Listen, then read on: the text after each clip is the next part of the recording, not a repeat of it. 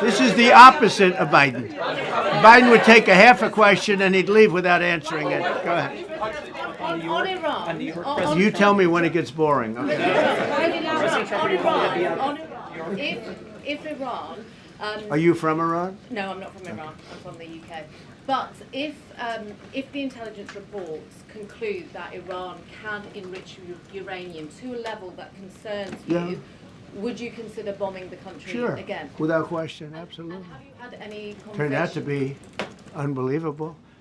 But, you know, our incredible flyers and I call them the shots, these guys are unbelievable. Think, from 52,000 feet, they hit the equivalent of a refrigerator door. They actually hit it right in the center, so it's much smaller than that. And just bomb after bomb going deeper, deeper, blowing up. Incredible, incredible thing. I don't know if you heard the general, he was very impressive. Raisin Kane, you know, he's the one that beat ISIS for me. And he did it in a matter of weeks. And I was told it was going to take 4 or 5 years. And when I got this job, I always said, if I get this job, I'm going to put that guy as the head of the Joint Chiefs of Staff.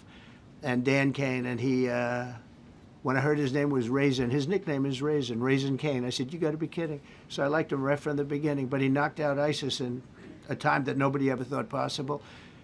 And when this attack was completed and so successful, I said, now I know how you knocked out ISIS so quickly. But we have the best people, we have the best equipment in the world. You know, I rebuilt the military during my 4 years, during my other term.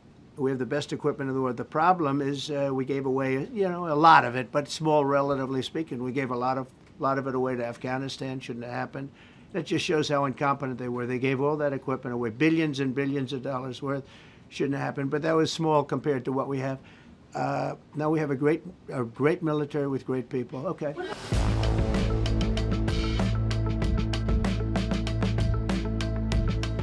And I dealt with both of them.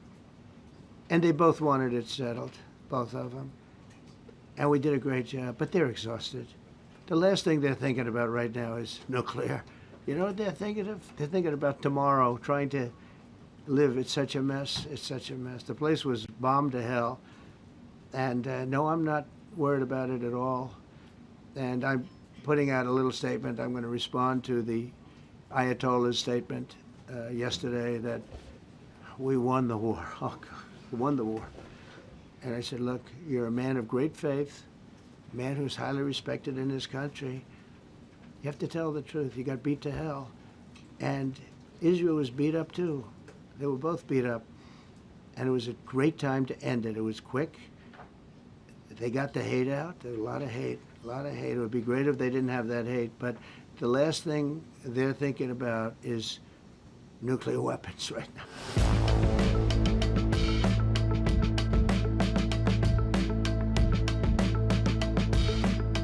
As you know, their sites were obliterated. They're very evil nuclear sites. They were, now has been proven. We had some fake news for a little while. The same people that covered the Hunter Biden laptop was from Russia. The same people that did 3 or 4 other Russia hoax. But on their ambition. No, wait, just listen. They came up with something that delayed the credit that our great pilots and these great what talent that was, and they hit it right down in the spot. 52,000 feet. Think of this dark, no moon, you couldn't see a thing. And they hit the refrigerator door, as they say. That's the size of a target. And overwhelmingly, and it's amazing what was done. We're the only ones that could have done it. And we took out the 2 of the other sites also, in addition to that. We finished them off. That was a very evil intention. I believe that, and again, time will tell, but I don't believe that they're going to go back into nuclear anytime soon. They spent over $1 trillion on nuclear, and they never got it together. And nothing was moved from the site, by the way. To do that is very dangerous. It's very, very heavy material.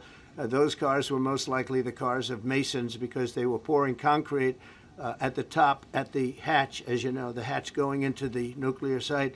They wanted to reinforce it, and they had some masons there pouring concrete. By the way, that concrete was obliterated. It hit exactly at the concrete.